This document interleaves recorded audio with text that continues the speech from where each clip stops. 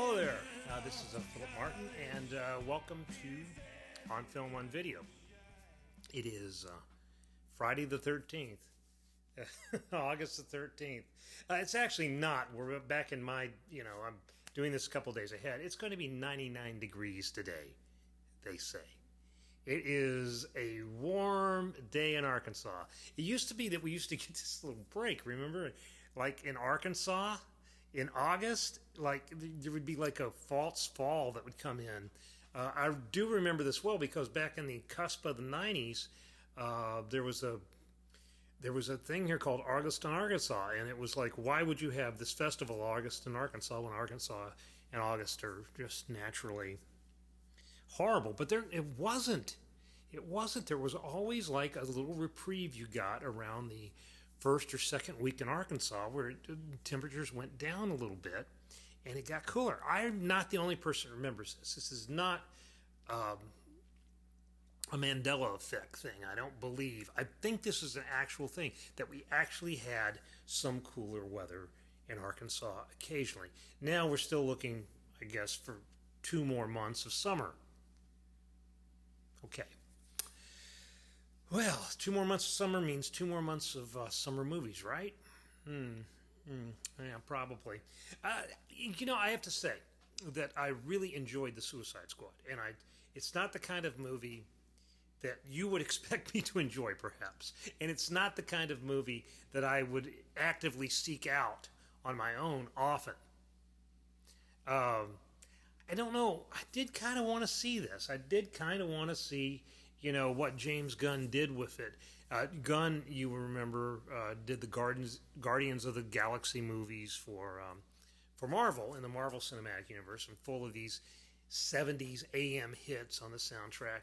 And I enjoyed those. I don't think I enjoyed them quite as much as some people did, but I liked those fine. I really liked Bradley Cooper's Raccoon.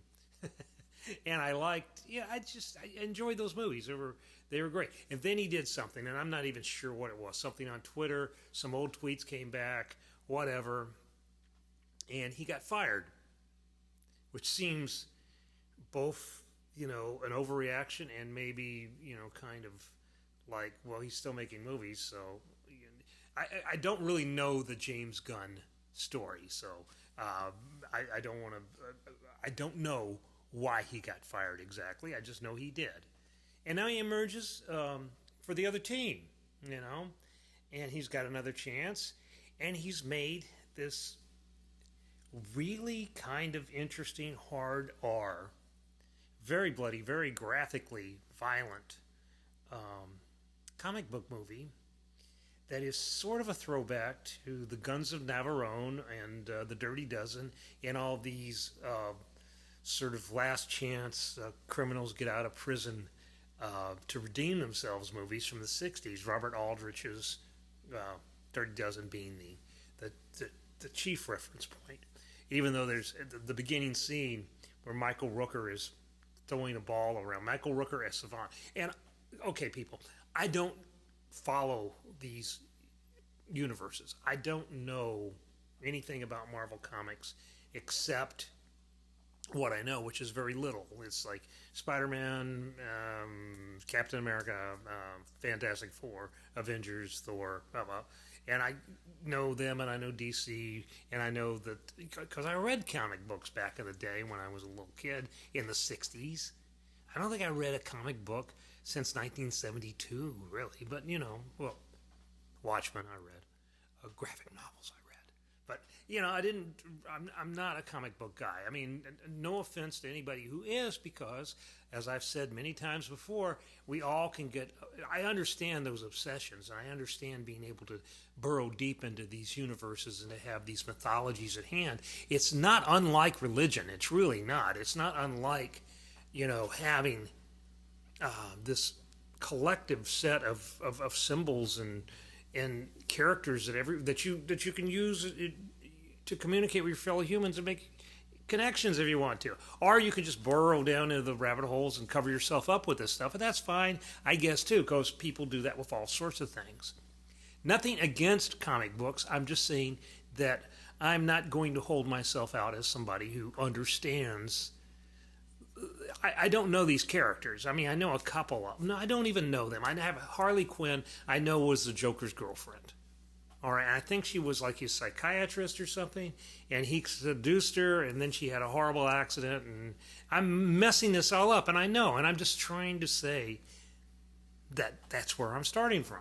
So I see this movie, and there's Savant, who's Michael Rooker, who's wonderful, and he's doing like the Steve McQueen thing in The Great Escape, bouncing the ball against the wall in the prison yard. And that's where it starts with this reference to The Great Escape. And I didn't see the 2016 movie, which I heard was not very good, the David Ayers movie. But anyway, it's sort of an interesting idea because it's sort of like you're making a remake of that movie, but you're also kind of making a sequel to it. So you invite all the actors back from that first movie so you can kill them off in like the first 15 minutes, which... is pretty interesting. It's a strange way of paying homage to that first film. If that's what you're, and you bring on Idris Elba, who's the new. Well, I guess he's the new co-lead with Margot Robbie, who's Harley Quinn, who's sticking around, and I think she pretty much has that character. I think she pretty much owns the character. Okay. Anyway, so Gunn's making this movie that's a hard R. It's a, kind of silly, kind of goofy. I mean, it's an action comedy with a little bit of sex and a lot of blood. And I'm a sort of ashamed for myself for enjoying it so much, but it is really enjoyable, mainly because none of the actors ever wink at the camera. They play it straight, and they play their overwritten larger than life roles the way they should be played, and it's just a perfect way to turn off your mind for a couple hours and listen to some great. I mean, the soundtrack's really fabulous, and it got me thinking about soundtracks because there's a lazy way to do them, and there's a lot of songs that get overused. And there are a lot of songs that are almost too much on point. And case in point, the opening song in the movie I'm talking about, which is Suicide Squad. The opening song is Johnny Cash's live version of Folsom Prison Blues, recorded at Folsom Prison in 1968. Now, that's a little bit on the nose because, you have Folsom Prison Blues, and there's a prison, and these guys are going to get out of prison because they're going to do something extraordinary. But it still kind of works because it's so cool to have, that Johnny Cash thing, that connection. And the record sounds great. It's one of those things that you catch it in a context like this, and you start to realize how good that song and that performance is, and it really is. It's really kind of cool. Then they segue, as people keep dying, into, again, right on the nose, Jim Carroll Band from 1978, I think.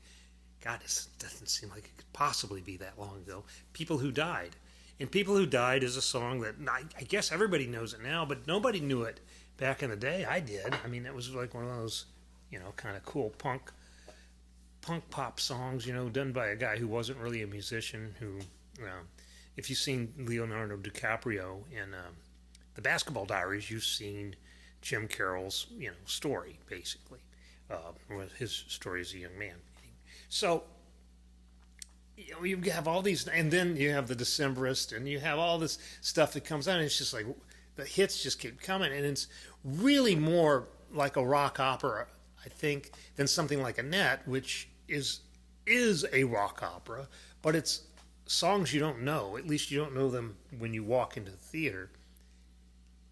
It's songs expressly written for that movie, which is the way all movie music was up until, I'm going to say 1963. And Scorpio's Rising, which is a 28-minute film short by Kenneth Anger that has a soundtrack. It has a bunch of 50s hits. Ricky Nelson, Can't remember who else is on it, but it's an experimental film. I think you could probably find. You might even be able to find it on YouTube. I should have looked it up. But that's the first time that I know of that people were actually taking pop songs that had been hits, that had been on the radio or had been in the atmosphere. Maybe not even hits, but they had been out there, and sticking them into a motion picture. Before then, of course, you had people who were scoring movies, and you had people who were writing songs for movies, and that movies provided us with hit songs, but usually the songs were almost always, I can't think of it, before 1963, I can't think of an example. Maybe there is one. But they were purposefully written for that movie, or they were written for a Broadway show that was converted to that movie. Okay? So you don't have this whole tradition of just grabbing things out of the air. Now, a lot of people will say that comes in with Easy Rider, the Easy Rider soundtrack, and Dennis Hopper in 1969. We hope. It's either 68 or 69. I think 69. And it's interesting that right before that, 1968, I think, could be 1967, The Graduate, Simon and Garfunkel did the soundtrack for that. But again, they wrote the songs for that soundtrack. Now you go back a little bit more in 1964, and you've got the Beatles' Hard Day's Night, which is one of the more influential movies of the 60s, and I could talk about that in a lot of ways. It's that sort of jump cutting, the Richard Lester's style of editing in that. It's sort of like birthed the music video, and that's kind of where we get music videos and MTV from, 20 years later. But at the same time, the songs in A Hard Day's Night are largely, the whole songs were performed for the soundtrack by the Beatles. They wrote those songs probably not thinking they were going to be in the motion picture, or probably not specifically for the motion picture, but that's where they first appeared. They first came out on the soundtrack. Now there's snatches of other music, other Beatles songs in A Hard Day's Night that were hits before and stuff. I think there's I Want to Hold Your Hands in the first few minutes or a few seconds, and things like that. But it's still, you're not taking song, and plus it's a movie about the Beatles, a fictional movie about the Beatles, which directly led to the creation of the Monkees, which made great records and were way more influential than people give them credit for. And I'm not going to get into that right now, but the Monkees were a really good band in the way that bands were understood in the 1960s. The Wrecking Crew played on their records for the most part, but so did they play on the Beach Boys records. But anyway, let's just slide that beside.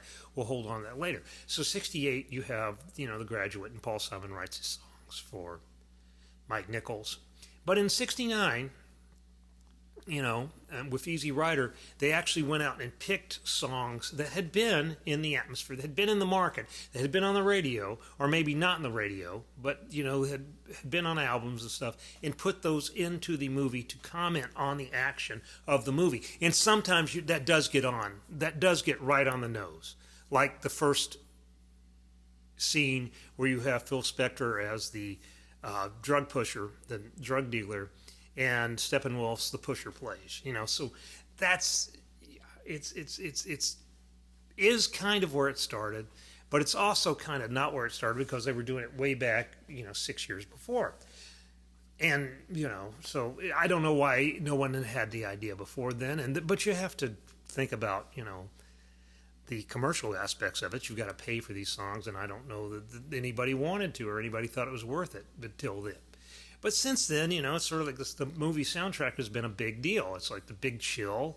Yeah, we all had that soundtrack, all the Motown. I think a lot of people were introduced to Motown via the Big Chill. A lot of people in my cohort, anyway, who are just a little too young to have a real first-hand experience of Motown. I remember those Motown records, but I really remember a lot of people discovering them around 1981. Or 82 or whenever the Big Chill came out, okay? There was a big sort of boomlet of Motown after the Big Chill. People rediscovered that music. Okay. And, soundtracks are now kind of de rigueur. You sort of like have one. It's sort of interesting because I was thinking about this, and I write about this in my Sunday column, okay? So it's not like I'm trying to get one over you and do double duty, but I was thinking about this as early as a couple weeks ago when I saw Black Widow, and I thought, okay, the movie's all right. I mean, I'm not going to slam the movie. I mean, what really held my interest in the movie was that early scene, the first scenes, the opening scenes where Natasha is riding her bicycle through the suburban, Ohio suburbs, and they're going through there, and you see all these signifiers of American suburbia, and then her sister comes out there, and they start doing the little spider walk from The Exorcist. Yeah, that's what it is. It's spider walk from The Exorcist, if you didn't know that. They're not doing downstairs, but they're doing it. It's kind of creepy. But the way they use American Pie in that movie, because in the right after the first scene, it's like then David Harbour, who's Alexei, comes home to his faux family who are embedded in America, a sleeper cell type thing. They're a fake family of Russian operatives. And he says, we're going on an adventure, and everybody knows what that means except the youngest girl, who's 6-year-old Elena.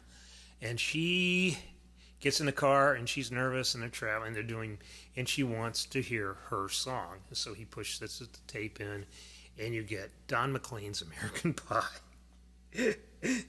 Okay, first of all, I think it's credible. I think that it's the way these things work. I think it's absolutely possible that a 6-year-old girl in 1995 would want to hear this 8-minute song from 1971 by Don McLean. This sort of faux Dylan, kind of folk song. I really, it's just sort of like I started thinking about my feelings about American Pie, and my feelings about American Pie are that it's a nice song, except for the lyrics. The lyrics really bother me. I mean, some of them are really kind of tough, but which is sort of uncharacteristic of Don McLean, because I actually think Don McLean wrote some good songs, and it was a really good performer. And I think the performance of the song is really good.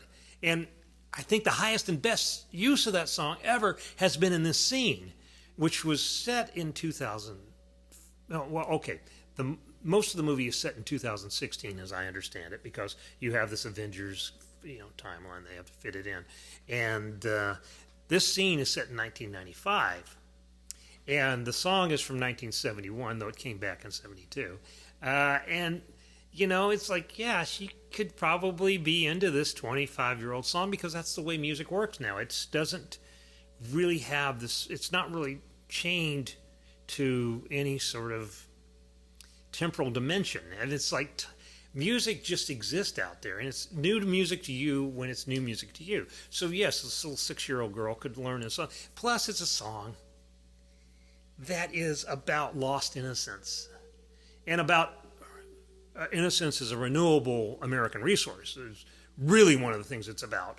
And you have this, they are losing their innocence. I mean, these kids are. I mean, Natasha has apparently been in the Red Room before, because she's already, got these skills and she knows where they're going to take her sister. Anyway, they ride out to the airfield, the last moments in real America. They're listening to American Pie. They get in a plane, a little Piper car, and they take off after being shot at and stuff like that by agents of S.H.I.E.L.D. or something, and they fly to Cuba. Okay. And that's where the family's going to be broken up and go back to Russia and all this stuff. So you have this whole thing about American Pie being their farewell, their swan song in America, in this young family. Now we move ahead 21 years. Someone said 21 years, so maybe it was 1994. No, 21 years was 2016. Okay, you move ahead to 2016. And Elena and Natasha get back together, and fight. There's this old Marvel thing where they have to fight, and then they realize that they're not really at cross purposes now, and they go on a mission to free Alexei from prison, which of course is successful. And then they take Alexei back to farmhouse by Rachel Weisz, who owned by Rachel Weisz, who used to pretend to be their mother. Okay, whatever, And of course, the Red Guardian is a really interesting character, at least the way David Harbour plays him. And I wish that we could get movies to do this, to like really focus on this dynamic, this family dynamic, rather than have all the all this action stuff. But I'm never going to get that. I want the movie about Spider-Man who plays basketball in the gym and just lets off, just uses enough of his spider power to be good, like maybe he can make varsity now. Yeah, that's the kind of thing I want to take these situations and make them smaller and make them like more personal. But no one listens to me. Nobody listens to me. The Superman pretending that he's mortal. That's a great story, I think. I mean, just how do you pretend that you're not Superman? Anyway, but the scene is that Elena and Alexei are finally reunited. And she is convinced at this point that her childhood was a fraud, as it was. I mean, she was being used. She was taken away from her family, plopped down into this situation because they needed a actor her age. They used her as a prop. Yeah, they put her in this place in Ohio, and she pretended to be, the youngest daughter of this family. And so now, they're all reunited 21 years later, and she feels bad about that. You don't blame her. She goes into the bedroom, and David Harbour, Alexei, the Red Guardian, who's this failure. I mean, he's not Captain America. He's not the Red Captain America. He's, a failure. He follows her in and starts to try to talk to her. He can't talk to her. Is about to leave. And then he tries one more thing. He goes, bye, bye, Miss American Pie. Drove my Chevy to the levee. Levee was dry. Good old boys. And then she starts to sing with him. It's a really touching scene. It's really, really nicely done. I mean, and it was improvised, which is really kind of hard to believe, but not that hard to believe when you think about the talents of these people, which are really not stressed by these kinds of movies usually. I mean, you don't really have Scarlett. If you want to see Scarlett Johansson go watch Under the Skin. I mean. David Harbour's a really good actor, and so is Florence Pugh. And so they're just playing in the moment, and they come up with this thing, or David Harbour actually came up with it, is what, the story is that's what has been promulgated. And it's a really beautiful moment because he's reconnecting with her because when she was a small child back in Ohio, and she was been ripped away from her family, what he did to calm her down was drive around in the car and play her song, American Pie. So now he's bringing her back to that American Pie, bringing her back to that song, bringing her back to those moments, and she's starting to realize, well, maybe it wasn't all fake anyway. Maybe there was some genuine moments in it. So, it's a beautiful scene. It's a beautiful little way to wrap that up in the way, and I think that they went back and put American Pie in the in the scene, in the earlier scene because of that. I don't know how they shot in sequence or what, but it's sort of like it's reverse engineered from that moment. Yeah, it's beautiful. It's really beautiful. It's not that great a movie. It's not. I mean, I was hopeful for it, but you can't. It's a superhero movie. They're all going to be. At some point, they're all going to default to convention. That's just the way it is. Okay, we can do that. There's also a nice moment in there with the cover of the Nirvana song, which they play over this montage of the Red Room training, is also pretty good. But there's really that's a very skimpy soundtrack for Black Widow.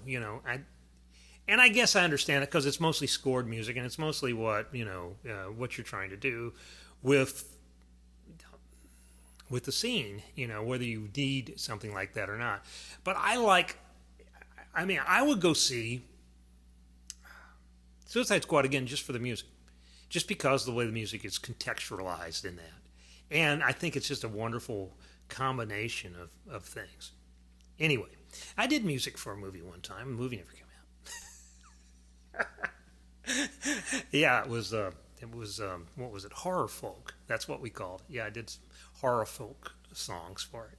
Anyway, that's it for this week, and we will see you next week. And take care, stay cool, mask up, be safe. We don't want to lose any of you. And bye.